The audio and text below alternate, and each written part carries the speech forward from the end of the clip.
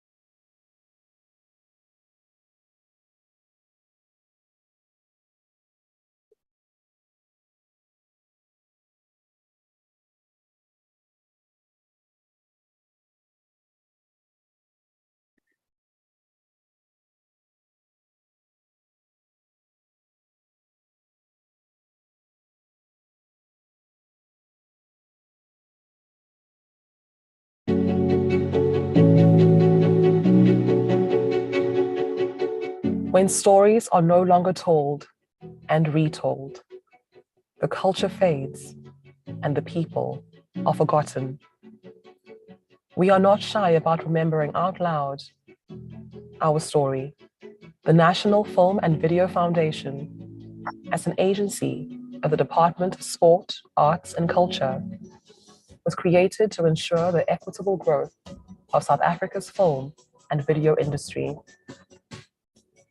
Our vision is embedded in an inclusive, diverse, and sustainable audiovisual ecosystem that tells South African stories to local and global audiences. We are the custodian of South Africa's film and video industry, committed to ensuring its equitable growth. NFVF loves South African film and lets stories speak.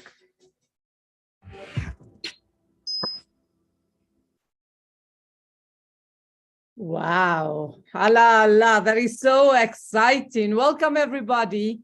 So here we are, Youth Month, and as we all know, June 16th, it is the 47th anniversary.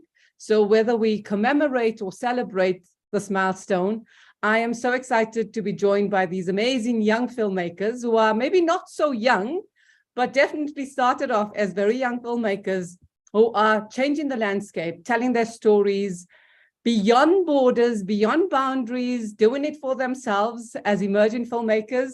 I am excited to listen to all of you. But before we do that, I want to share with you from the Children and Broadcasting Foundation, article number 4, which says that children should hear, see, and express themselves, their languages, and their life's experiences through the electronic media that reaffirms their sense of self, community, and place.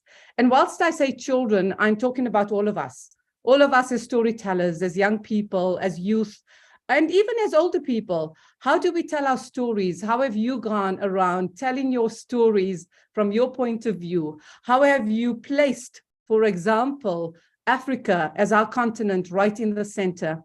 And how have we taken the 76th generation, those young people who took up not arms, but stones to fight for a new South Africa, for the South Africa we have, that we are so much proud of, that we celebrate, that really opened the road for us to be here today, for young people to be able to be empowered and to tell their story, and thus for us to have Youth Month. If it wasn't for that wonderful generation of 76, who, as you know, we talk about Hector Peterson when we consider this period, and we talk about the youth who had the audacity to make a difference. And here you are as young people doing very much the same. So I'd like to welcome you to today's discussion. Please feel free to talk, to share, to tell us your story. And Fabian, I'm going to start with you. I would like you to introduce yourself, full name, full disclosures. Welcome. Thank you, and hello everyone. My name is Fabian Adioye Lojede, and I define myself as a creative Pan-Africanist. I'm an actor. I've been acting and doing voice for, for about 20 years now. I also run my own production company. I have two, One Take Media and a distribution company called Deal Media Holdings. This is a really special day for me, also being a Pan-Africanist myself. I remember in terms of South Africa, my father had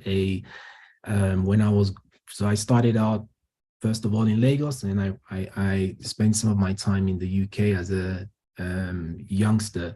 And my father back then in the UK had a picture of Nelson Mandela, and all these students, all these Ghanaians, when they come to the house, they will all be debating about issues in Africa. Didn't really make much sense to me at the time, but there would have been all these, really heated debates about political issues across the continent. And at some point, I then discovered a guy called James Baldwin. Up until that time, I just wanted to be a writer. I discovered James Hadley Chase, and I thought, writing was my thing, just telling stories. But the day I discovered James Baldwin was a very tattered book. It was, I think the book was Tell Me How Long the Train's Been Gone. And it completely changed my life because it was so deep, and The UK at that time, this was Thatcher's UK, for those that can remember. It was when the National Front were all over the UK, which was like the British KKK. But at that time, never really knew that I was going, there was racism. But James Baldwin opened my eyes to that. And when James Baldwin opened my eyes to that, then I discovered Sankara. And all of a sudden, all these debates that my parents and their friends had been having, it all started coming back. I discovered Sankara, I discovered Samora Machel, and then obviously through Sankara and the likes of Samora Machel, at that time, you cannot, be focused on South Africa. So all the issues in South Africa were more like global issues for all of us that were conscious. While my friends were football fans, I was reading Capital and Sankara speeches, and that has always influenced my creative in a way, because everything I do, I try and put a certain element of Pan-Africanism into it. That's really exciting. Thank you so much. Melisitando, I am really intrigued by your work and the trajectory your work has taken. Please share with us full disclosures. You're on mute. I apologize for that. I am now unmuted. So my name is Milisutando Kapongela, umlalazi umwelazi ucikile ungwekazi ungwenya impangezi ithuntukela usifunda madinga nenkomo mpundu zincinana zinganokusuza umhlophekazi ungelengele nkungu yakhasa yazikonakele. And it's taken me a long time to be able to introduce myself in that way, to have the confidence, but also the responsibility to say, this is who I am as an African. I don't come by myself, I come with many. This is who we are.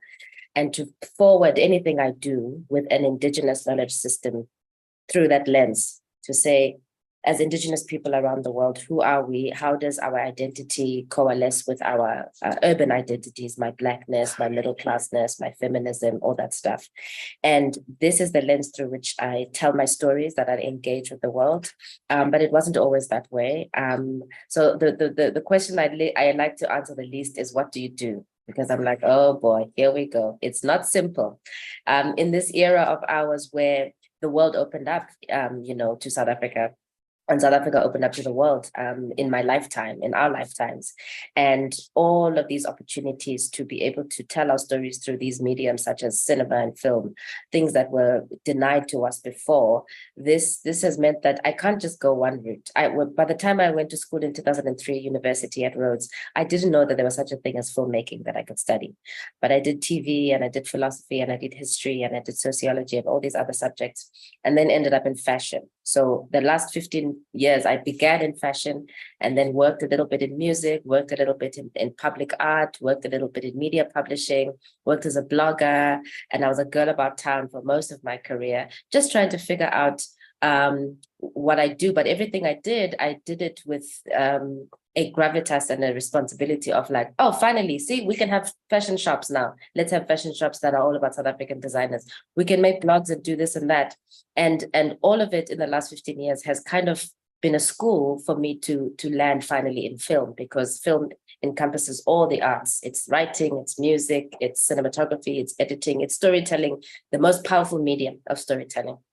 And so I feel like the last 15 years of my career has really been learning kind of in an untraditional way how to understand cinema and the rules and the laws of cinema, so that we may enter it through our lens as Africans. My work is mostly, for the next 20 years, my focus is really going to be about expressing or asking the question, what is South African cinema? What is Southern African cinema? We know that the West Africans, they know that thing so well. They are brilliant at it. Nobody can tell West Africans about cinema. They know it. The same can be said for North Africans. And for us, I feel like we're at a wonderful moment where we're trying to articulate what is contemporary South African cinema, knowing our history and these multi-layered experiences of slavery, colonialism, apartheid, and now democracy. How do we engage this medium that was denied to us for so long as storytellers? And how do we try to articulate a very specific South African expression of it? We know who Koreans are through their cinema, or Indians and French people and Germans. But Tina, I feel like we're still at a place where we're trying to articulate that. And I'm very, very proud and happy to be alive at this time, to work with other filmmakers to try to articulate what is this thing, so that in 50 years' time they may look and say, oh, that was the South African new wave, and it's different from West Africa or India in these particular ways, and these are the schools of thought that have come together. So I see my work as on a larger scale as like contributing to that canon, because it's incomplete, without our voices, and also figuring out what does that mean to create it, what does it mean to build it, at a structural level, at a psychological level, at a creative artistic level too. And yeah, I've just finished making a film now, and I have so many more films that are going to be born from that. My team and I worked on it for a very, very long time, and we were asking ourselves these questions throughout the process. So thank you so much. I think we want to hear about the film that you've been working on, but I love the way that you've contextualized it. And it fits into that 76 generation that fought to make sure that these voices are clear, articulate, are there. So thank you so much. And now, Kate, I come to you. I know you've been in the sector. You've done phenomenally well globally. You've put together quite a few projects and programs, and we are proud of you. Please share with us full disclosures again. Welcome. Thank you so much for those. So hi, my name is Kate Pansacher, and despite my surname, I cannot speak a word of Afrikaans. I am a proud KwaZulu-Natal girl. So it's often awkward when people meet me and assume that I'm Afrikaans. Never goes well. So I always like to disclose that when I introduce myself.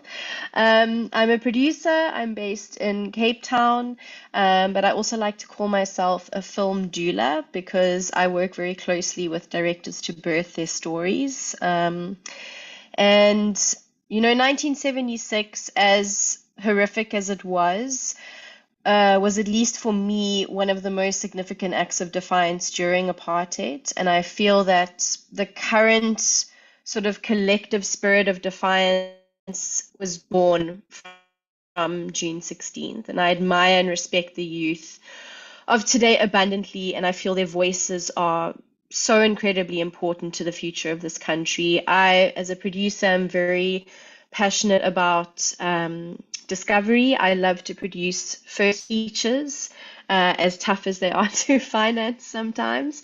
But for me, my work is really centered around elevating voices that need to be heard. And so I'm very fervent about trying to work with underrepresented communities to tell stories about minorities.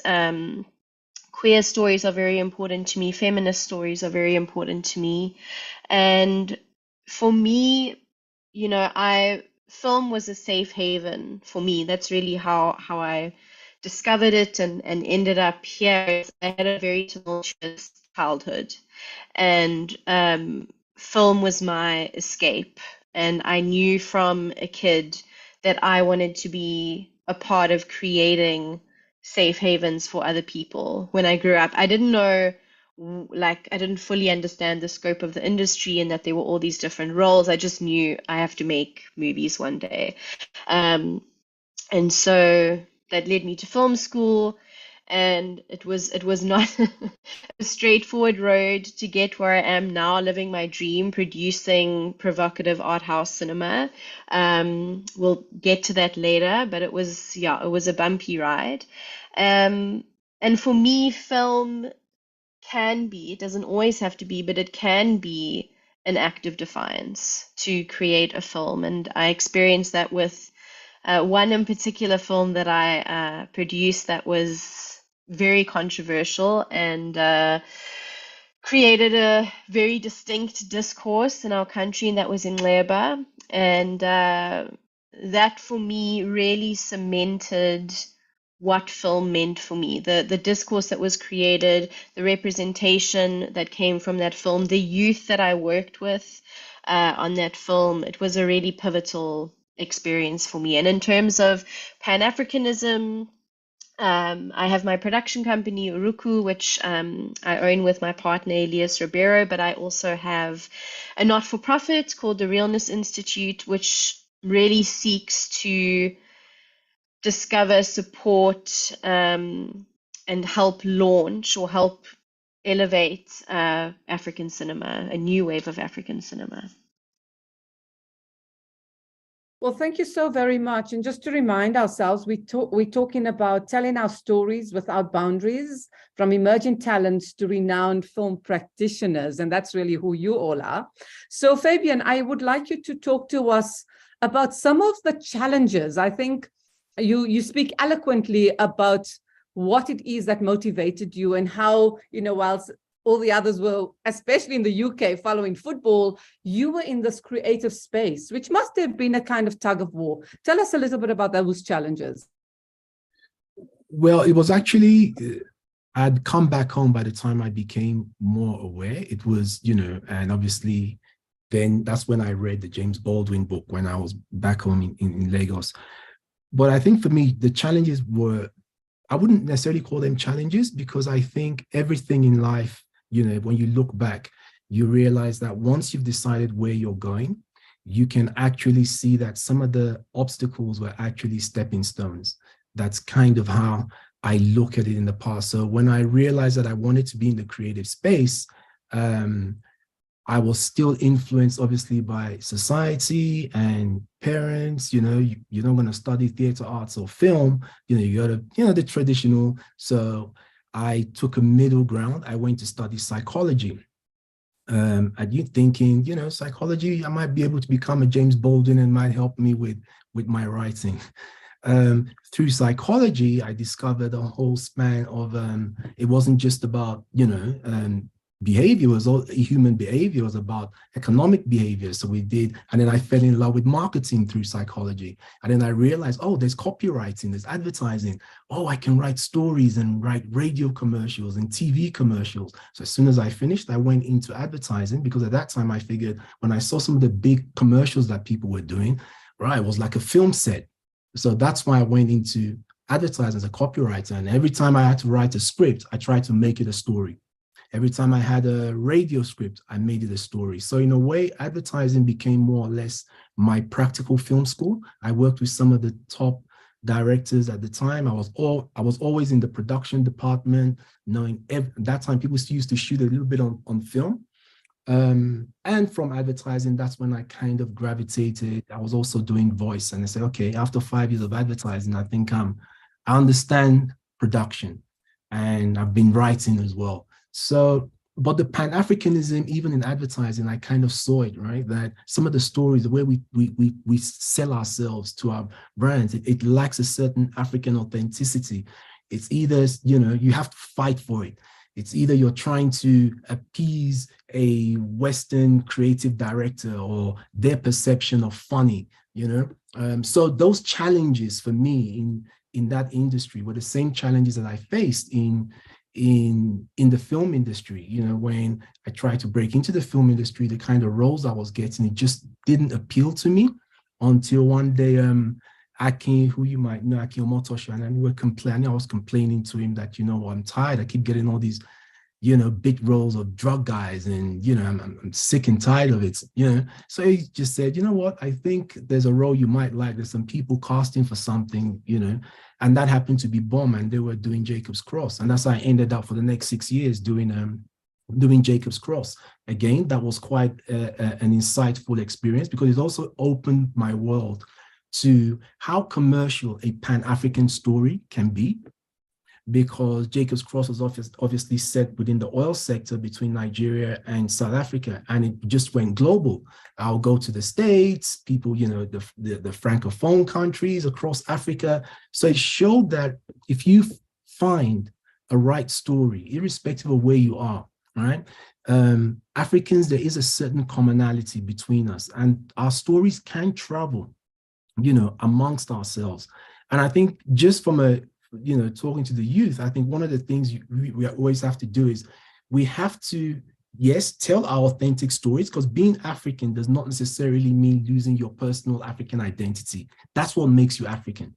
So it's not about not speaking Zulu or speaking English or not speaking Yoruba, that is what makes you African. But that same Africanness, what makes you uniquely African, can equally travel. And I think the challenge we tend to face is, how do you become Pan-African right? Some people think it's about losing a part of yourself to accommodate others. No, I think it's about being authentically you. Thank I you so agree much. with that. I think, oh, go ahead, Melissa. Go Yeah, ahead, dear. I agree with that. Right now, we're in a moment where identity is so important. Who you are, you know, your culture, your language, your religion, your race, your ethnicity, all of those things, we kind of leading with them in our storytelling. And I think that's very good. We should continue on that path. However, as storytellers, the first thing we worship is story. The first thing that you have to engage in your practice is be true to the story, worship at the altar of the story. Things like identity and your language are then the things that you dress the particular story that you're telling in. And within that process, understanding the sound of your own voice, this is the most difficult thing. This is the most challenging thing as any artist or writer of storytelling, is understanding and accepting and having confidence in the sound of your own voice, your own perspective. This is what right now we're living in an era where there is so much TV shows, movies that have never in human history have we ever had this many TV shows and have we ever had this much access to cinema and film. And so how do you differentiate yourself as a writer, as a director, as a cinematographer, as whoever you are? The most important thing is to figure out, what does my voice sound like versus other people's voices? And once I've got the sound of my own voice, okay, what story am I telling? And how do I engage the ancient universal laws of storytelling? Instead of trying to, because I find that right now, we're leading, sorry, the dog is barking. I don't know why the dog is barking, so hopefully you guys can't hear that. I think the dog is agreeing. Yes, it's like I think there's a Hadida and she absolutely hates Hadidas. May I just take a moment? I'd like to ask all of the viewers, all of the audience online, to please share questions. If there's anything you'd like to know from any of our wonderful speakers, feel free to text your messages, your questions, and we will definitely have them answered. I think the question around iconography is important and the storytelling, as you said. And I want to just remind us of Frantz Fanon, you know, in Black Skins, White Masks. We're really, who are we? How do we have that schizophrenia around our storytelling? And both of you have been very clear in explaining that. Kate, I'm going to press this on you because I think for both you and I'm South African Indian, you are white South African, and the questions around who are we, you know, how do we fit in this world? Are we authentic enough? Do we belong? What would you say when you answer those types of questions? Yeah, it's such great points that both Fabian and Mr. brought up, because for me, cinema is all about voice. If you don't understand your voice, if you don't feel strong and sure in your voice, it's going to show at the end of the day. And I think the most incredible cinema that we experience, you know, whatever your taste is, it's because that filmmaker has a distinct voice and a distinct perspective. And I find this a lot in the first features that I produce, is that people are still coming to terms with, who am I? What is my voice? What does it look like? And it's very easy, I think, to sort of fall back on the filmmaking and become obsessed with, you know, what does it look like? How are we going to shoot it? The sort of technical side of it, rather than focusing on story and on voice, which is always the most important thing. And I think, you know, it's really about trying things, you know, to discover who you are, on the road to discovering who you are as a filmmaker. And one of the models that we follow a lot in the production company, particularly with first features, is to create a space where the filmmaker can create a short first that is somehow linked to the feature narrative. It doesn't have to be the same thing. It doesn't necessarily have to be an excerpt from that feature narrative, but maybe it's following the same characters or set within the same world. And a short is a very liberating space in a lot of circumstances because the stakes are a lot lower. So you know, you can make mistakes. In fact, you should make mistakes because it's far better to make them in a short than in a feature. And so it's a fun space to play and to try different things and to really become a lot more confident in who you are and what you want to say. And I think I just think so much of what we do as an industry, regardless of what position you fall into, is about being intentional. And I think particularly for writers and directors, once you are clear on who you are and what you want to say, you're able to be intentional, and that always shows in the work. And that's how we get to the level of excellence that, you know, we have so far. And as Millie was saying, like, it's an incredibly exciting time to be an African filmmaker, given everything that is happening on the continent, the streamers moving in, accessibility to content, etc. I'm so sorry. I don't know if I answered the question at all, Firdaus. You might have to remind me what you asked. I appreciate what you're saying, and I like the way that you are feeding into each other. Melissa Tando, I loved, you know, before your doggy started interrupting us, I'm coming back to you just to share, because I love the fact that you've been in so many different creative industries and that you find film as almost the overarching one, right? Because you get a bit of everything, whether you're talking fashion or you're talking poetry or writing or blogging. And this is really exciting for our viewers, the young people out there, to know that, you know, these are the challenges, but these are the opportunities. Can you talk to us a little bit about that? Yes. So indeed, I have kind of been a Jacqueline of all trades. And there's times when I'm like, oh my God, I'm doing too much. And I was bouncing around doing different things. But with each of those things, I did them with the intentionality that Kate was talking about. So when I had a shop back in Parkhurst in 2011, I was like, I'm very much about South African fashion and making South African fashion accessible.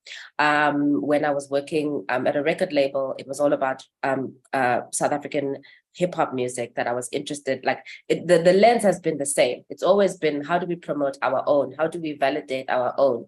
And that once you have that in mind, you can actually dip into very many different things. And I think there's an importance in knowing, when you're on a film set or when you're trying to make a film, how to make sense of all the other responsibilities, because essentially it's a collaboration. Film is the most collaborative art that I've ever done. So the writing and the other things were they never reached this much level of collaboration, where we understand that when we're sitting down, we need each other. I need my producer. I cannot do this without her. I need my editor, my cinematographer.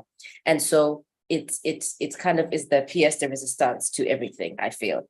And because we're still trying to figure out what is our cinema, I think I'm definitely in that place where I haven't grown up with enough reference points for how to tell this particular films, how to make particular films as who I am as a Xhosa woman from the trans guy who was born at a particular time. It's not like there were millions of films that were being made by people like me. So I've had to study other people, and this idea of becoming a student is very important. As you're building, whether you're a cinematographer or you're doing lighting or you're interested in sound, these are things that they are such technical and highly skilled aspects of filmmaking that I feel like we also don't have. I feel people don't study enough. I think people go to film school and then they just get the bare minimum to be able to go on a set to make money. No, to be a sound artist and a sound designer, this is or a composer, all of these things. To having access to excellent cinema from around the world is the most important thing. I mean, I know unfortunately we don't have access to channels like the Criterion channel, and things like Mubi are quite limited, and so we only have the mainstream streamers, which are about making particular content. This thing of doing research, of reading books, of VPNing things that you can't find, so that you can study how are things done in Korea in the 1990s, how are things done in Japan in the 1980s. How are these various filmmakers to be a student of the thing? This is a way to overcome the challenges of access, because I know from this part of the world, especially Africa, we're always the last place that the rest of the world thinks about in terms of just making films accessible. And on one hand, Sorry, thank you, my dear. I'm sorry to interrupt. I think what you're saying is so important, and I suppose it's part of the activism and artivism that as we look at this really from who we are, how do we bring that in? And the importance of research, the Researching, importance of being, as you said, a student, just remain a student. Yes, always. go ahead.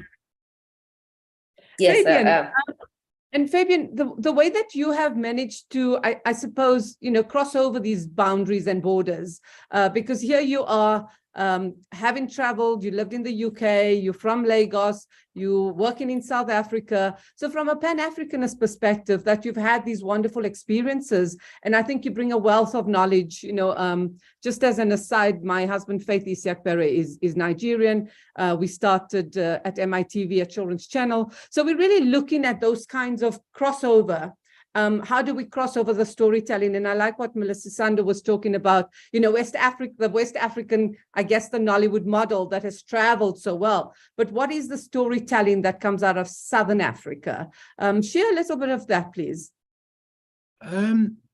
Well, like you said, I look at, so obviously being Nigerian, I look, and being here in South Africa as well, from a marketing point of view, I look at the content space in two ways. There's the African content space, but being Nigerian, I also know that there is what I call the African diasporan content space. Now, for me, that African diaspora, when I say being Nigerian, because a lot of it is actually driven by the Nigerians in diaspora, whether in the States or in the UK. And I think that's a space even Africans here we're not really looking at from a creative point of view. So if you look at, let's say, Mexico, for instance, right? You've got a huge American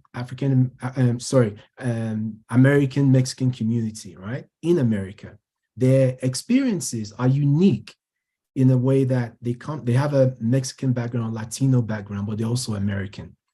And there's content, right, that's actually created to feed that market.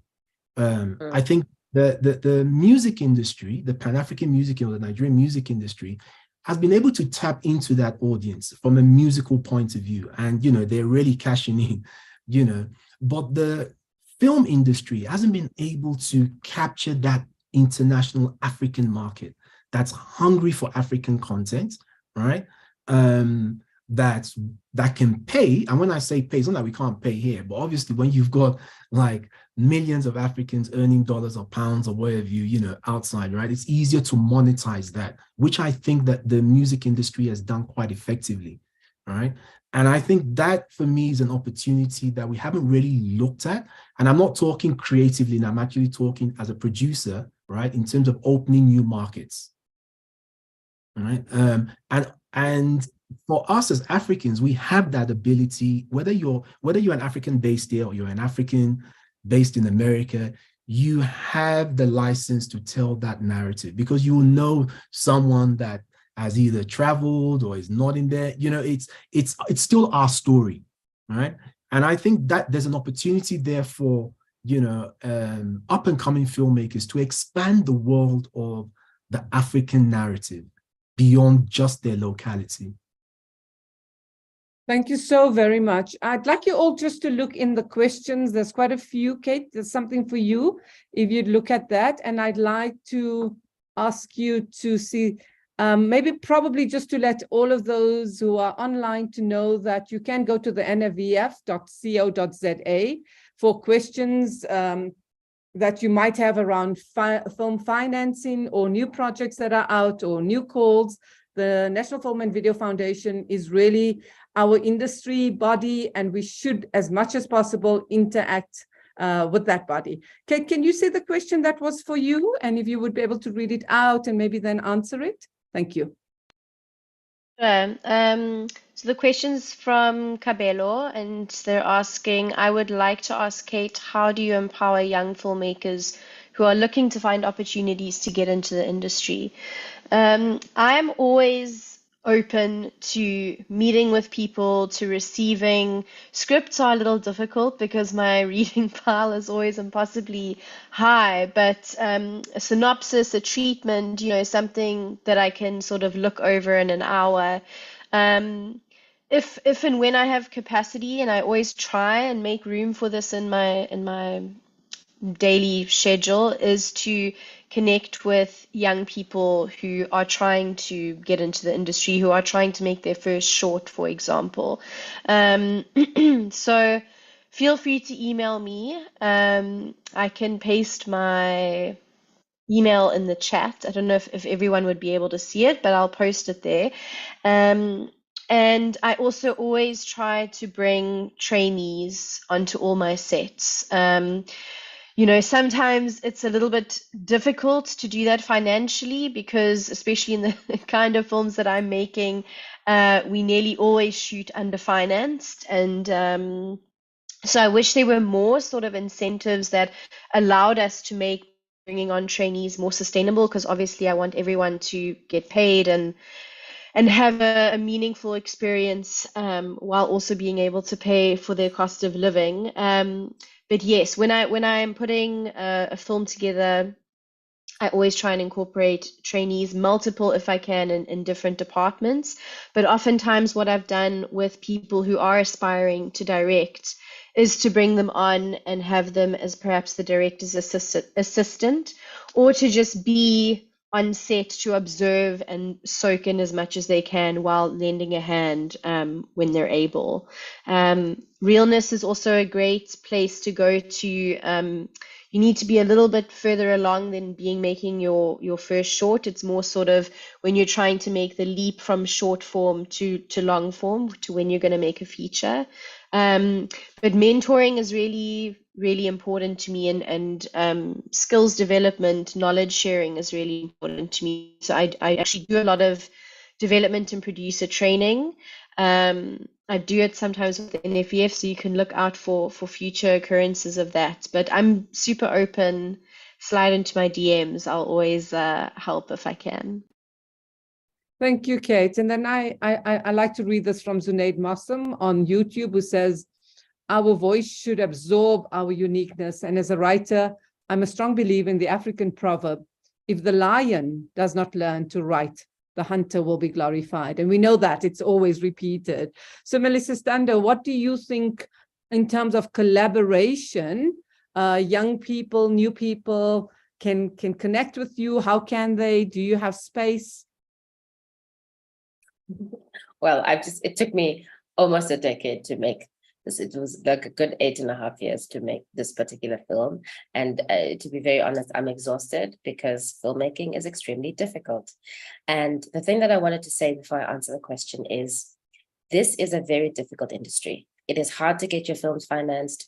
It is hard to break in. It is hard to make films. So if you're sitting somewhere feeling like you're on the outside of it, it's not because you're crazy or lazy, it's because this thing is extremely difficult.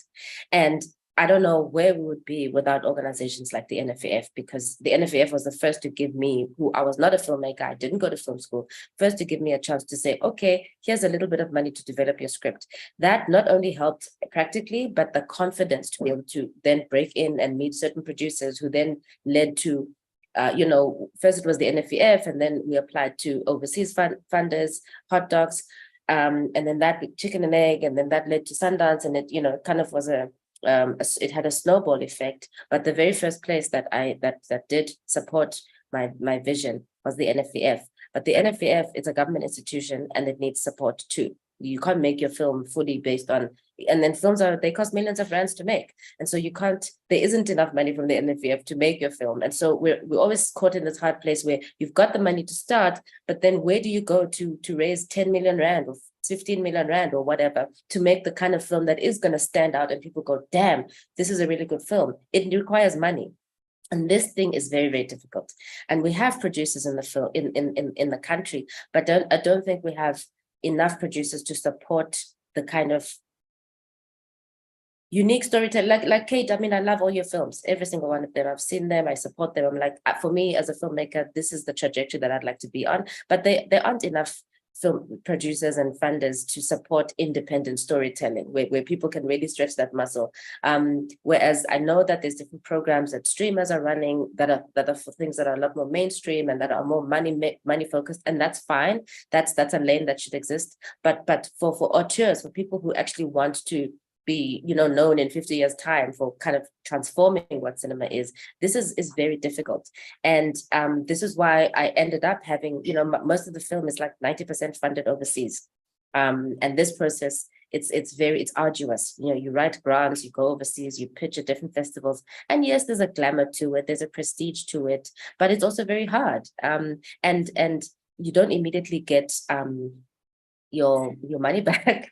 In fact, we haven't sold the film yet, and yet we had to raise millions of rands, and we're still not finished raising that money. We still have to fundraise to close our gap, which is like in the hundreds of thousands of dollars. And it was scary, of course, to go from like a 300,000 rands budget to something that's way in the millions. But this is what we have to do. Things cost money, and it also exploded our team's mindset in terms of like, if we really want to make films, you have to spend the big money. And unfortunately, that we still have to go overseas for. And I don't like that. I don't like that at all. I don't like that we don't have enough money here at home on the continent to produce the kinds of films that we want, which is why then maybe, because I've been working with South Americans and North Americans and Europeans who've helped to fund the film, which is excellent and amazing. But how do we take from these relationships, these collaborations, and bring it home? How do we say, okay, is there a fund? There are small funds that exist in East Africa and South Africa and West Africa, for instance, but they can't fund, big budget films in terms of independent filmmaking. There's still this thing where we rely on the global north to figure out how to make films for ourselves. And I think there's enough money on the continent. We need leaders and we need leaders with vision who can say, this is the most important medium to affect. It's like, propaganda is cinema. Cinema is propaganda. And so if you want to control and engage how people think and feel about themselves, you have to tap into this thing. That's why it's so dangerous to some degree, because how we tell the story of who we are is how we are as a people. And if our leaders aren't recognizing that, culturally speaking, this is important, but also economically, look at Hollywood, look at LA, look at America. There's so much money that could be made here on the continent if we do invest the thing. It's not a matter of, oh no, it's a charity, not a charity. It's invest in it so that we can all be rich, actually. Because if people are taught from the age of 10 that they can be cinematographers and lighting specialists and directors at school already at that level, we imagine how much money we'll make. Look what Nigeria is doing. Look what Nollywood has done. Why isn't there a Sollywood? Thank you so much. I think I wanted to raise the issue around Hollywood and propaganda and the fact that we all know what America looks like. A child in a rural community knows the names of these songs, they know these artists, they know the actors, and then you ask them about Africans and they struggle to give you a title or to give you the name. So Fabian, I think that Nollywood has exploded and it has taught us quite a bit. And I remember the very first time, in fact, when we brought some of the Nollywood filmmakers to South Africa during Sitengi, which again is a long time ago, long before any of you were around. And basically, South Africans kind of felt like, we're not so sure about this Nollywood. They're not really producing quality, and a lot of them walked out of the room. And so basically the Nollywood people were like, okay, Bra Faith, we're going to show you. We'll go home and we'll do it. So I get the sense from some of my peers in Nollywood who kind of say, you in South Africa, you are so lucky. You have the NFVF, you have the Department of Trade and Industry, you have a film fund, you have support at each provincial level, and yet you're not producing as many films as we are. Now, I know there's an issue around quality, around quantity. I know all those questions and all those issues, but tell us a little bit, if you can, from that experience in the way that film is being made in Nollywood. Well, I think to a certain degree, if you every industry has parallels, right, to each other. It might seem slightly different, but in actual fact, when you dissect it, it is quite the same. So maybe not on the same level. So what am I saying? In South Africa, yes, most of the films that we do here are heavily subsidized. right? With tax incentives and rebates. You don't necessarily have that. Well, you don't have that at all in Nigeria, okay? But what you do have to a certain degree is you do have soft money, but it's not soft money like you can call soft in SA. So brands, it's a whole ecosystem, right? You've got brands who invest in films, right? Who invest in the brands in the films, right? And they see a marketing value in that. So a Nigerian producer could walk into an MTN Nigeria, could walk into an FMCG and actually pitch his idea and explain it from a marketing point of view as to why this film with this cast could work, right? They won't necessarily fund the film, but by the time you get, a couple of brands like that, even individuals, right?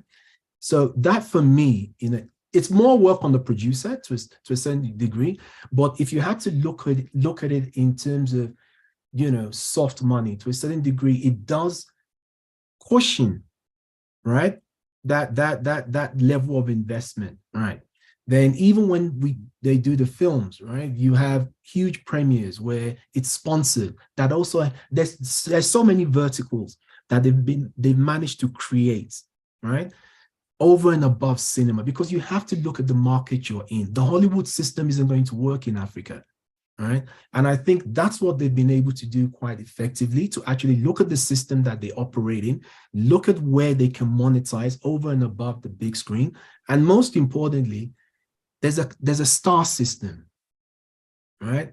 You cannot build a cinema industry without a star system, right? There's a star system, and that star system feeds into the market. It's the same thing with India. There's a star system in India. There's no major film market that doesn't have a star system, because that's what creates the market. That's what creates the hunger. And that's what you feed. And I think— Thank you so much, Fabian. Kate, if we come in there and we talk about soft money, can you tell us what the challenges have been? So besides, all of the funding that comes through these kind of government entities, are you able to tap into soft money in South Africa?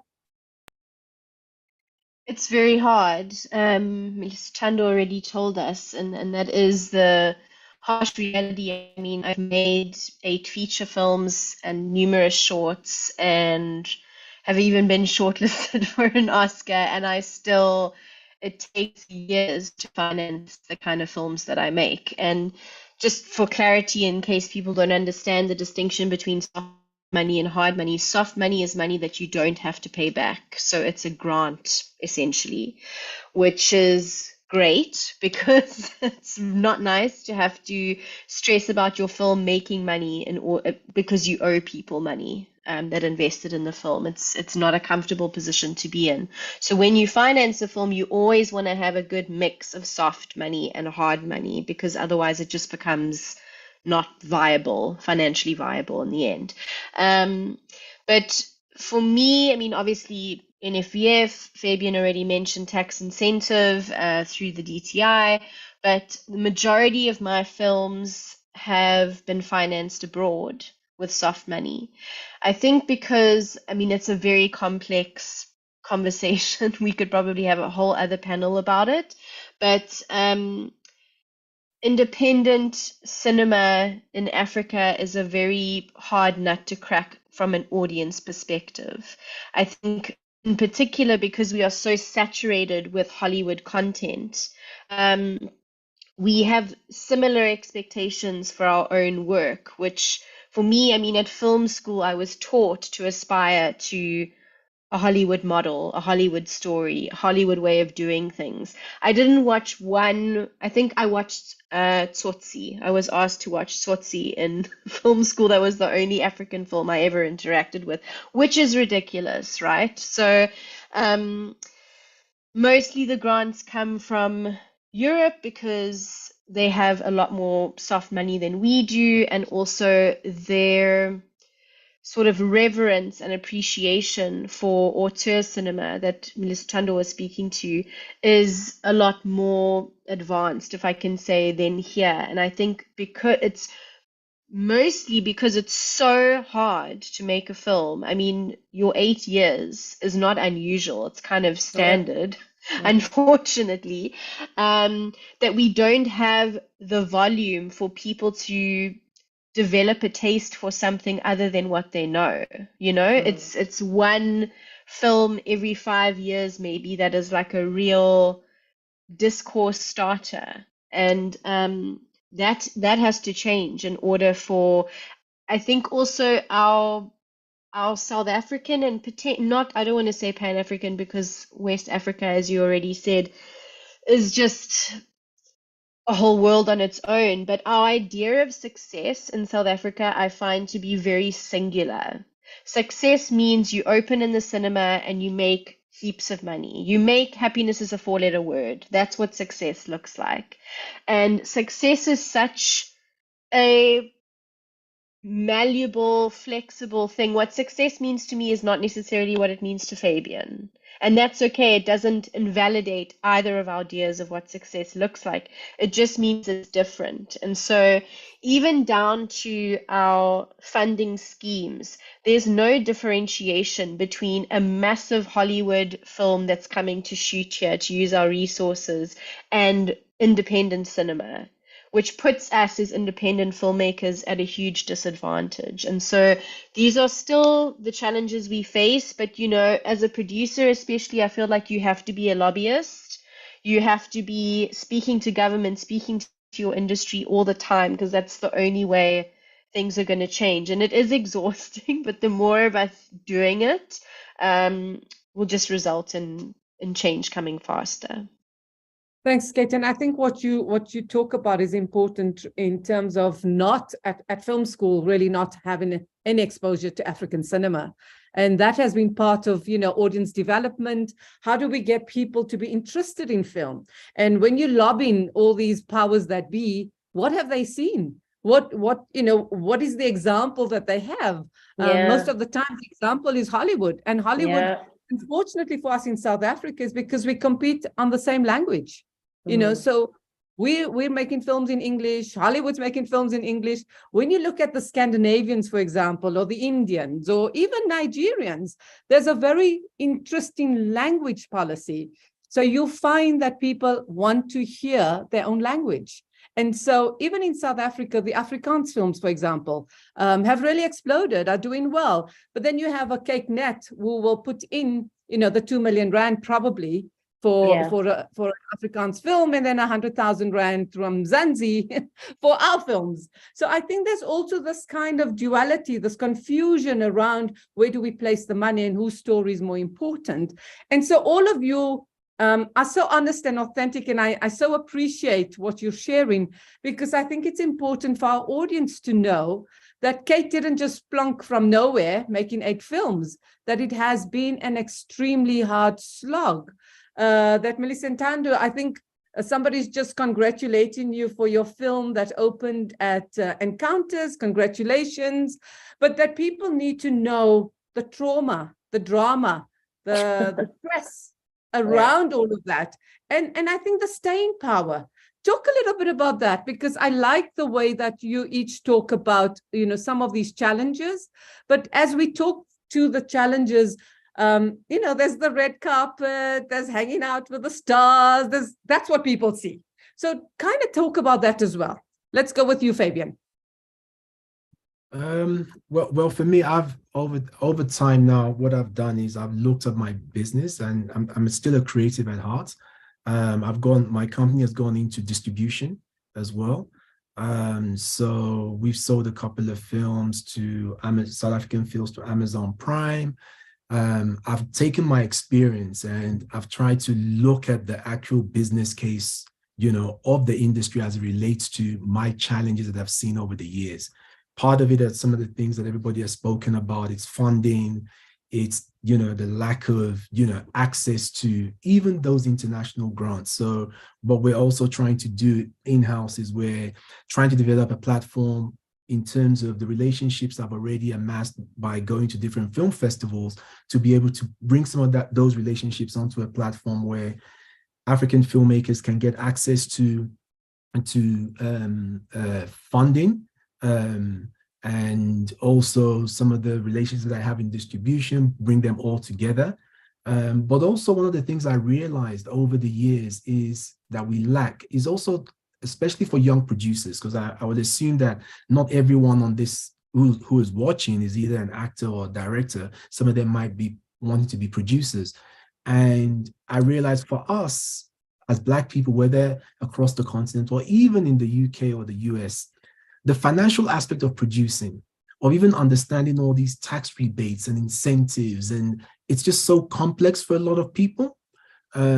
So one of my main focus is to see how I can simplify that, but using my own personal experience to see how I can simplify that for people to understand in terms of places where there is access for things like incentives and soft money.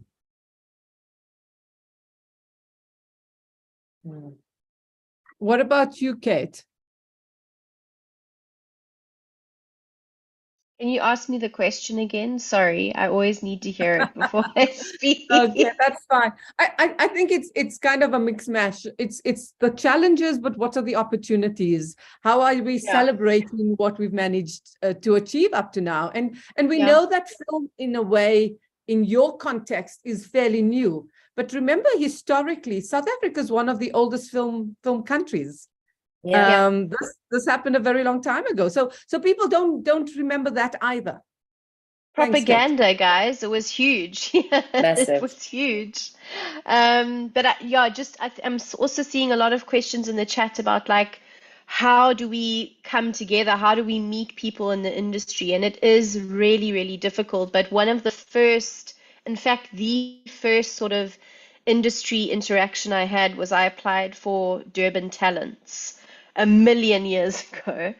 And Talents is a program for new emerging filmmakers to come together and have an experience during the Durban International Film Festival. And there's a lot of panels and workshops and networking opportunities.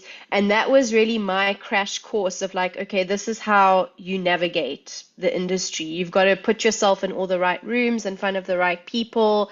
If there isn't a door, you make your own way in.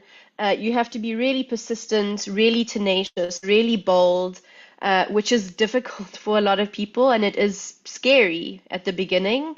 But so much of how this industry works is reliant on relationships because Millie said it earlier, like this is a team sport. It's the most collaborative art form. And so who you know is extremely important, from who's the best cinematographer that you would like to work with, from who's funding films in South Africa right now, and what does that look like? What does the funding model look like? So being intentional, again, going back to intention, like be intentional with the environments you're putting yourself in, because that's how you set yourself up for success. But it is a long journey. And I think something else that is a very real reality for people is that it's not, film is in some cases, like especially I feel in independent cinema, like a rich kid sport, because it takes so much of you and it takes so long.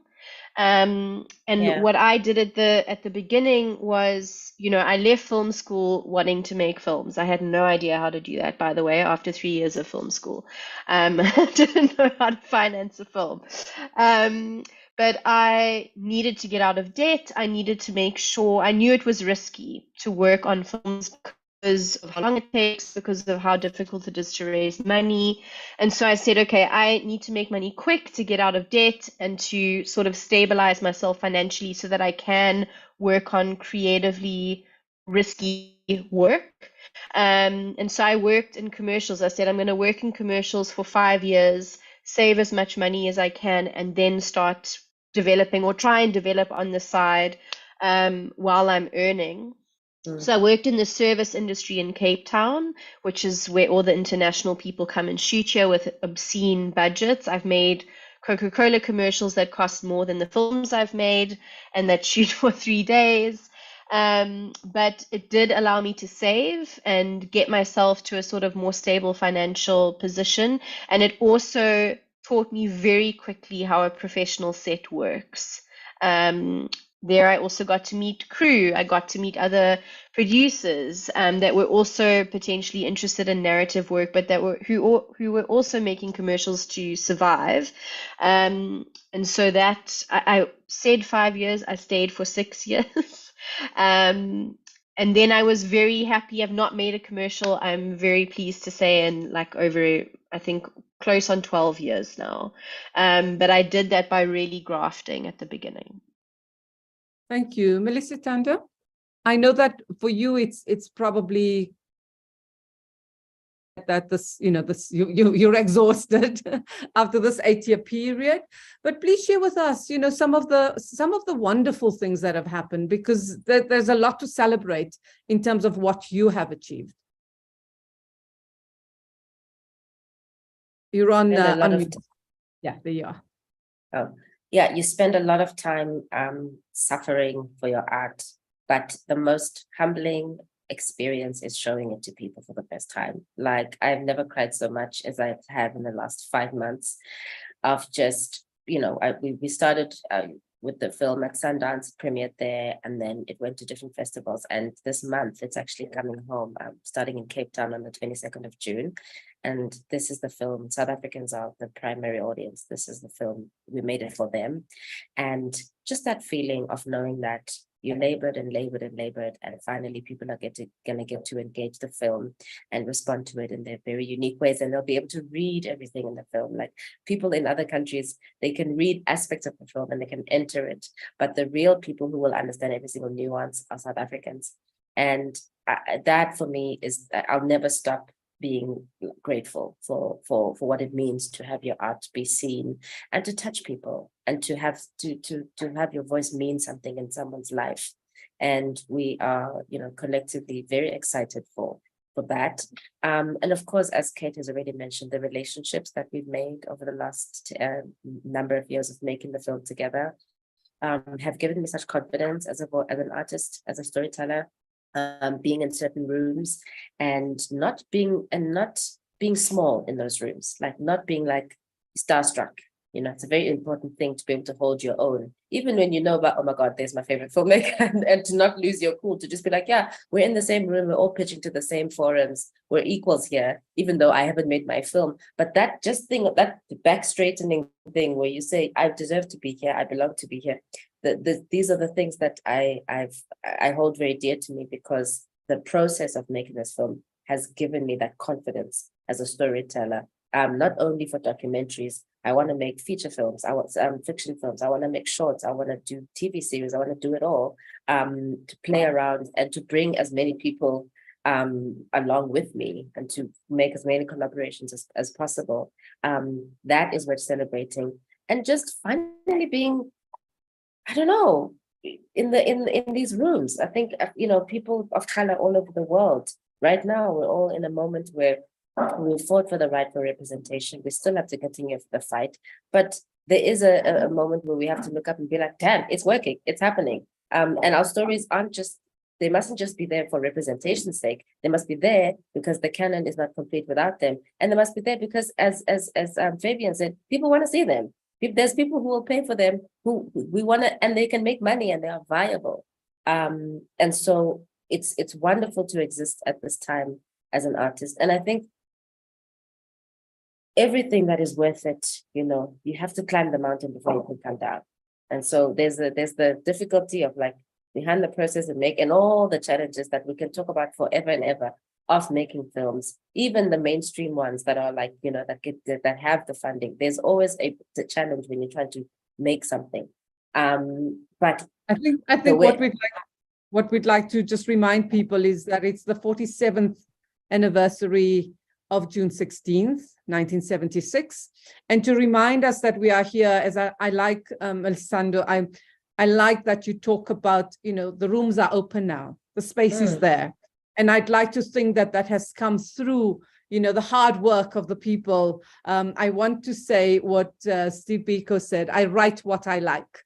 And for us to really have that gravitas to say that this is important, you will hear my story, you will listen, I will sit in that room, I will be part of this conversation, because it has taken people a long time to do that. But there's also what somebody else has asked in the chat, is the question around whether indeed we are profitable. Kate, have you made money? Are you, you had to go into the commercial space, and we understand that because that is where we throw money, because consumerism is what it's all about. Real storytelling, real listening, real writing, that nobody seems to have time for. And so we look up to the three of you, because that's what you're doing. You shine in a spotlight. You're saying to us, hang on, there is this other side. But alongside it are those commercials, are those consumers, are those people with the brands. So Kate, directly, have you made money? You know what? Ingleba was poised to make money. I mean, despite all the nonsense that went on, the numbers, the cinema numbers were really good. But we got taken off of cinema 3 weeks into our release, and we were kept off for almost 5 weeks. And so the piracy was unbelievable. You could buy an Ingleba DVD in Kailicha at the time. And the legal battle cost money, the Oscars campaign cost money. So I think it's like the financial structure and how money and film live together is incredibly complicated. I don't think people are necessarily aware of how complicated. Like, you finish the film, but then you've got to market it, then you've got to travel to festivals, then you've got to campaign for an Oscar. There's always something that's going to require more money. So the film that I did make money with was This Is Not a Burial, It's a Resurrection, purely because I made that film for 2 million rand. And I made it with a grant. So I didn't owe anyone money. It was an incredibly liberating, creative experience to not owe anyone money, to not have broadcasters like watching your every move, But it was incredibly stressful to make a film with essentially no money. But because I did that, every sale I made, was money that came back to myself and Lemohang, the director. So, it's not sustainable. I don't want to be making films for 2 million rand. I was on tranquilizers for the whole of production. Like, it's not a sustainable way to live and work. And I think it's another panel we could have, is like, we work so hard, but I think we really need to be extremely cognizant about it not being at the cost of our physical and mental health, because it really It is so easily slip Yeah. into that and have massive repercussions for people. And so, Minister Tando, you were talking about, like, it's an amazing thing to bring your film to audiences, especially at home. And I think it's very easy for us and other people to sort of romanticize the fact that we're suffering for our art. It shouldn't be that way. I think for the Exactly. longest time, we have this notion that artists should struggle. There's so many people who made incredible art and died and then never saw what their art, like what impact their art had on the world, because they were suffering for the years that they were alive and trying to get their art out there. It really should not be that way. We should be able to build a sustainable career out of what we're doing, and we have a long way to go before we get there. But it's kind of an emergency that we get there. I think that's why we need government to really become a lot more conscious about what this process is like for filmmakers. How do you sustain artists so that you do have an industry that survives and thrives, so that because there are many filmmakers who came out of the 90s in South Africa. Where are their films? People made films, but we haven't seen them. We don't know where they are. And so we're always in this position where we're starting from scratch, when actually there are many people who've walked the exact same paths. But also government needs support from industry, and from different types of industries, from the actual country and the society, and how it's, it needs to be held up by a lot more. And also for people coming into this, it's important to understand that you're entering into an imperfect system. It is not, there's a lot about the industry that is not actually that's not constructed in a way that's sustainable for the very people who are making the films, where it's like other people make money before you as the filmmaker have made money, whether that's a festival or a brand or something else. But the thing that we're coming into is imperfect. And so especially right now with where I think a lot of us making independent films are in something that is we're calling distribution purgatory, where all the right films are coming out, people are finally telling their stories, and then no one's buying them, meaning you've spent all this time and energy making the film, and now people are like, is it going to make money or not? And yet cinematically or artistically, it's got all the right things. And so there is also, the industry is also in a moment where things are upside down. And what that's meaning is that as filmmakers, we're now having to be field builders and lobbyists instead of just focusing on the film, which fine. If this is what the 1976 people sacrificed and fought for us to have, for us to be able to say, this is what we built and this is how we struggled to ensure that the next generations don't have to go through the same thing, then fine, this is our battle. But there's nothing romantic about it, you know, and even when I got to the red carpets and all those things, after a while you go, I still got, like, you know, you can play both games. I can dress up, I can look cute, I can do all that thing, but ultimately it's a machine. And if you want to get into the machine, you can follow the rules of the machine, and because the machine has very sharp teeth and it's very glamorous and it's very enticing. But if you actually just want to continue making films, there's another room that you have to enter. It's okay to play both, and we need both. We need both the glamour and the independent films, but we're ready to figure out how do they work together to make, importantly, how do we make this sustainable? How do we make it sustainable? Fabian, there's a question for you as an aspiring writer who has never been exposed to the film industry and who has no support structure. How do I get exposed to this industry and share my phenomenal youth and African stories? That question is for you. As an aspiring writer, well, they always say as a writer, you need to write. So, I mean, you also need to, like we've said there, you know, are you trying to make money? Are you trying for your work to be seen? You know, everything has a trajectory. So I think first of all people need to know and acknowledge you as a writer. Obviously, if you can do both, get acknowledgement and at the same time make money, that's great. But the most important thing is, you know, how do you get your work out there first? And this might sound a bit not the most economically proficient advice, but I think as a creator, the most important thing, first and foremost, I do not know any creative that came into this industry thinking, I'm going to be a billionaire. I don't know anyone that's when you get into it, you now realize you have to make money. But if it's about writing and getting your work out there, I think there are lots of platforms for you to do that. I think even the NFVF might even have writers programs. I think you need to network more. Luckily, we're in a world now where there's so many things that are happening online in terms of writers forums, how you can copyright your work, first of all, before you send it out. There is an institution in South Africa where you can, you know, send your work to, make sure it's, you know, you've done the copyrights. Just to go back to what my co-panelists were saying around, you know, we made a film about, I think, myself, Akim, it was called Man on Ground, and it was self-financed, and we got was supposed to get some money during the last stages of shoot from some guys, you know, private investors. It was just a nightmare. I literally had to go and borrow money and put it into the film. Now, fortunately, most of the films that I've put money into, I've made my money back, but I've been fortunate. I know it's not that easy, but again, a lot of the films that I've also put my money into, I've either acted in them and not being paid as an actor. So I'm not sure if I were to monetize all of that, you know.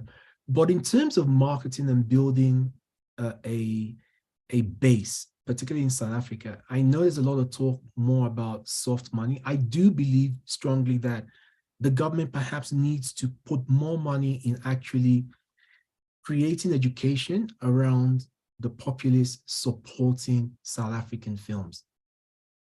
Because that's the only way it's going to be sustainable. No matter how many programs we have to give filmmakers money to make films and soft money, it won't be sustainable in the long run. There has to be a market to consume these, and I think the money and the strategy should be going into trying to educate people as to why they need to support South African films, why they need to go out there and buy tickets and watch South African films. Because if we're able to do that, then we won't need government money, because the market in itself will be self-sustaining. And I think that's the most important thing. How do we get people to believe in and watch South African films? And not just correct. I think you're correct. It's about audience development and how do we do that? But it's also, again, around language. And, even if we think of African literature, for example, we come from such a skewed history that African storytellers, and this is in all indigenous languages, weren't really supported. So we have a struggle around that in particular. I want to remind our audience that the nfvf.co.za is the website where you can go to if you have some questions, or if you're looking at funding and opportunities within the space, within the film space. And I want to remind us, or ask us as we sit here, we know the challenges, we know it's difficult, but we also know that there's a deep hunger. It is our artivism. It's what we want, right? It's bringing the art and the activism together so that we do continue, because each of us have chosen the space. But we've also realized that we have to, I like how Kate brought it up, was the issue around wellness and well-being. And I think COVID had shone a spotlight on that too. But even post-COVID, that the realities, the challenges for creative artists is that, that there is sometimes no money, and that sometimes we have a personal responsibility to take care of our well-being. And I want to know for each of you what you do, how you are able to really nurture yourself, to take care of yourself, to find the time for meditation or whatever it might be. So let's start with you, Kate. What do you do for your personal wellness? I have the most amazing therapist, and I am in weekly therapy, and I know there's still a huge stigma around it, which I think is very sad. You don't need to be unwell to seek help. I think that, I don't know, particularly a producer's job is extremely stressful. I think everyone's role is incredibly stressful, but as a producer, you're there from inception until the very, very, very end. It is a marathon. And so it's an hour. I also see it as an hour a week where I take time just for me. As a producer, you are working with a lot of different people. Everyone needs something from you at the same time. So that hour has really become sacred for me, and I'm a huge believer in therapy. And I also been waiting the longest time, because of how crazy my life is, because of work, to get a dog. And COVID came, and I was like, I'm getting a dog now. And it has been life-changing just to have something that I love so much that has nothing to do with my job or film or anything in that space. To just go and walk in nature with my dog is incredibly healing. And just, I think you have to be so cognizant about making time for yourself, whether that's to be by yourself, to be in therapy, to walk with your dog, to be around people that you love. It's so easy in our industry to just be like, I don't have time. And then the weekend comes and you're exhausted and you just want to nap for the whole weekend, which is also healing, by the way. I love a good nap, but it's important to be aware of what makes you feel good, and to make time for that is so important. Kate, before you go, I see there's a question for you around litigation. Please, if you would answer that. What did I learn from litigation against Inleba? My goodness. Um, I learned that I'm not a lawyer, first and foremost. um, I, you know what, that whole, I don't know what I learned necessarily about litigation, other than it's an incredibly complex thing, and I understand why lawyers charge what they charge now. But for me, going through that was a very isolating experience. A lot of the crew and cast left the country during that time for their own safety, and I felt an enormous responsibility to the cast, particularly the young cast, who this was their first film. Some of their families weren't necessarily 100% on board with their participation, etc. I was like, I'm responsible for these people and I cannot leave. Like, my white privilege enables me to leave, but I don't want to. And the overcoming that obstacle, getting the film's rating brought down, being able to make it publicly available again, was an unexplainable feeling. But I think, as I referred to earlier, the whole Ingleba experience from start to finish, because there was controversy all the way through. You know, the big explosion was at the end, but all the way through there was contentiousness.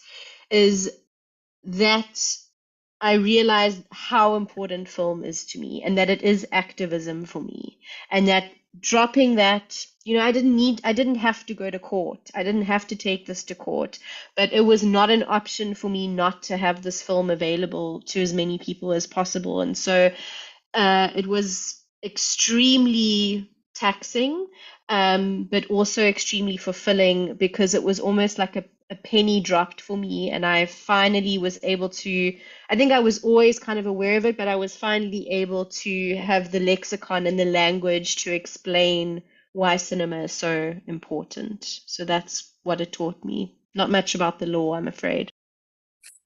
Thank you, Kate. Melissa Tando, we're back on the wellness question. How do you take care of yourself? I also go to therapy, but not once, but twice a week. I could not have made this film and survived until now if I wasn't going twice a week. Yes, it is expensive, but I do not regret it. I don't think I would be here, you know, being able to show up to and share in this process if I didn't invest in therapy. I have a number of healers, traditional healers for different things. Some of my traditional healers are, one of them, it's more about engaging my ancestors at a philosophical level in terms of ideas and direction. Others are for cleansings, because when you're encountering real archive, like historical archive, it can be extremely triggering and very upsetting, which is what happened to me. And others are for strengthening, and like are more like practical people. So I have a network of healers that I work with, and I think I need both, you know, Western psychology and African indigenous healing as a way to keep myself up. And also my friends and family. I get by with all of their support, and they're upholding me. And institutional support, my producers and co-producers in Colombia and the United States. You know, I have a network of people. I have professional support, personal, emotional support from my loved ones. My partner is very supportive. And then psychological support. I think it's important when you're getting into this work, just as any artist, even whether you're making a film or music, it's just to get into the habit of, because you're speaking and you're public facing and you're engaging in public discourse, when you're making something that's going to be seen by other people, it's important for you to ensure that you yourself have got this kind of support to face when things are good, but also when things don't go so well. So if for some reason I have to end up in court, I can't just do it alone, because because it's a different lane altogether. The one thing I wanted to say, just generally speaking, in relation to our country and the continent, is, you know, we have two South Africas that are there's always the rich and the poor, but in terms of our film world, there's a lot that I think we can learn from CakeNet and how that whole universe works. and speaking to, you know, the idea of like producing films that speak to a very particular audience, making it viable, making the audience want stuff that belongs to them. People have been writing films in Xhosa and Zulu and Sotho and Tswana. They're there. We don't have problems with the scripts and the stories themselves. And the audiences are there. But what is it that we are getting in relation, you know, speaking to what Fabian was saying about government and how government can make us hungry for local content, as well as, you know, government always needs to be supported by the private sector and the people themselves. And so I think there's questions to be asked, and there's a bridge to be built between how has CakeNet managed to survive during apartheid. They were making, before they were called CakeNet, they were, you know, Afrikaans New Wave. They had Afrikaans Alpine movies. They were like, oh, the rest of the world doesn't want to hear from us because we're an international pariah. Fine, we'll make our own, we'll invest in our own industry. And that did happen. And CakeNet is a legacy of that. And so there's aspects where we don't have to start from scratch. There are people who have been working with this medium for a long time and making it financially viable. And so what bridges could be built between, you know, this South Africa and then the CakeNet South Africa, to answer certain questions. Yeah. Yeah, thank you. I think that is important. And maybe that's part of what we do as we grow into this new South Africa. Fabian, there's a question around, please share more info on how to copyright our IP. I've been told send in an email of your script to a few trustworthy witnesses counts. How true is this? So I ask you that question to answer as you talk about your wellness. Well, my wellness, I think I am one of those people that's still slightly guilty. I haven't really taken it into, I haven't made it a strategic part of my life, but I do know that it does wear on you, this industry, especially if you've got skin in the game. And even if you don't have, just the process of it, you know, it's something that I think everyone really needs to take seriously. It's really daunting and the work never really ends. I think what I tend to do, which I'm not sure is the most effective way, I actually still watch movies. Oh yeah. Yes. And I know people say, but you're still working. I'm like, yeah, it's not the same thing for me. You know, I still find it relaxing, you know, to watch movies, to watch documentaries when I don't want to. And it's hard, you know, because my kids said, well, okay, you're watching this movie, you say it's a reference, but now you're watching movies again and you said it's not work, but it's the same movie. So, but that's what I find relaxing. I still find the industry in itself relaxing, to watch a good documentary, to watch a feature film, to listen to music. That's, you know, and lately I've been developing a children's book, but more for therapy with my kids. So I found that very, very, very relaxing. Developing the characters with them, writing with them, and seeing their joy as the book and the animations was coming to life. That's really special. Yeah. Yes, it is. Can I advocate for trash TV as part of mental health? Sometimes trash TV helps. Like I couldn't have gotten through without, like, Say Yes to the Dress, and like a lot of ASMR on YouTube and a lot of really dumb shows. There's a place for them within our mental health ecosystem in the world. So thank you and good movies, of course. All right. Fabian, are you going to answer this thing around the IP? Yes. The IP thing. I get it. So by South African laws, my understanding is that once you've written something, and I believe that once you've, in terms of copyright, it's already, you already have the copyright, right? Once you can prove that. But I think intellectual property in itself, and I know that they're changing the laws, I think it's best to go to an intellectual property lawyer, because I know that there were issues around the updated laws or so, that it actually doesn't protect creatives as much as we would like. So I'm not really up to date as to where we are in regards to the revised intellectual property and copyright laws in South Africa. I know that was sometime last year, there was a whole debate around it. Yes, correct. So I think it's best for us to say, please do go online. Again, we remind you that it's the nfvf.co.za. I think there are issues around copyright that you can look at and IP, intellectual property. So don't go with what your best friend tells you. Go with what the law tells you, so you have the correct information. We've got 1 minute left, and in this minute, I would like to go around the table and ask you, as we close on June 16th, 1976, either one word or one sentence that you would like to share with our young audience. Again, being cognizant of the importance of this month. Let's start with you, Melissa Tando. I have a lot more. I have a practical line. Google is your friend, everybody. Research is your friend. I Googled, how do you make a documentary? And look where I am now. A lot of these questions could also research, whether you're researching your history or how to do certain things. This is the final closing word, in addition to all the others that I would like to give. Thank you. Kate? It's my buzzword from today, intention. Always be intentional. And the more clear you are about what you want, the quicker you're going to get there. And that's how you're going to survive all the tribulations, is if you have a very clear idea of what you want and you keep striving for it intentionally. Fabian? The very fact that we're here talking about something that happened in 1976 goes to show you that narrative matters. And I would like to leave with the statement that because narrative matters, know that your narrative matters, and your part in that telling of your narrative really, really matters.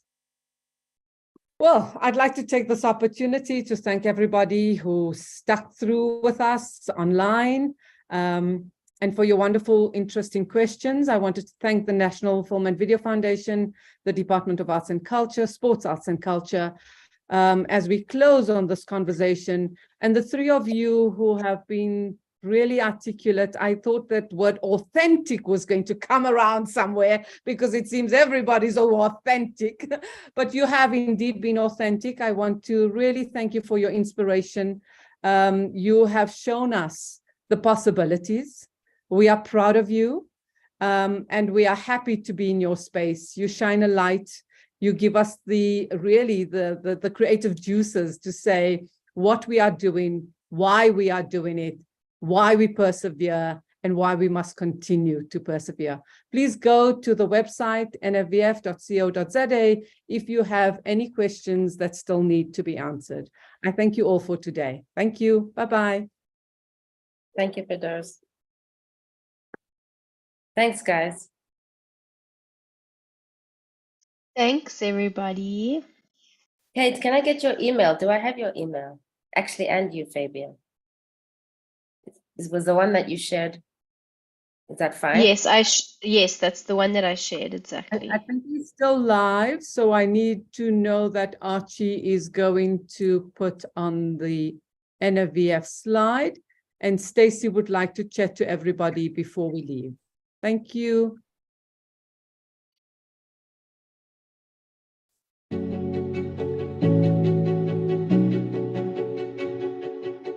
When stories are no longer told and retold, the culture fades and the people are forgotten. We are not shy about remembering out loud our story. The National Film and Video Foundation, as an agency of the Department of Sport, Arts and Culture, was created to ensure the equitable growth of South Africa's film and video industry. Our vision is embedded in an inclusive, diverse, and sustainable audiovisual ecosystem that tells South African stories to local and global audiences. We are the custodian of South Africa's film and video industry, committed to ensuring its equitable growth. NFVF loves South African film and lets stories speak.